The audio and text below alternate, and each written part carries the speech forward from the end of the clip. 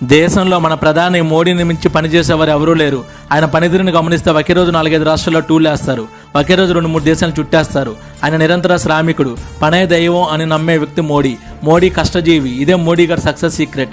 24 గంటలు కష్టపడి పనిచేసే మనలాంటి యువతకి స్ఫూర్తిగా నిలిచారు. ఈ 10 ఏళ్లలో మోడీ ఒక్కరోజుకో సెలవు తీసుకోలేదు. మోడీ గారికి ఇంత ప్రజాదరణ పొందడానికి, ప్రపంచ స్థాయి నాయకుడిగా ఎదగడానికి కారణం ఆయన చేసే ప్రతి పని ప్రజలకి ఆకట్టుకునే విధంగా, వాళ్ళు కనెక్ట్ అయ్యే విధంగా చేస్తారు. స్వచ్ఛ భారత్ అయినా, యోగా అయినా, స్కూబా డైవింగ్ అయినా చెప్పడం కాదు, చేసి చూపిస్తారు.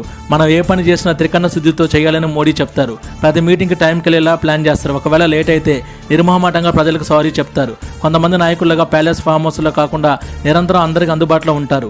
మోడీ ఎక్కడికి వెళ్ళినా ప్రజలందరికీ మన చరిత్ర, సంస్కృతి, సాంప్రదాయాల గురించి తెలిసేలాగా చేస్తారు. మోడీ ఒక ట్వీట్ చేస్తే మీడియా షేక్ అవుతుంది, సోషల్ మీడియా. దీనికి ఎగ్జాంపుల్ లక్షద్వీప్ పర్యటన.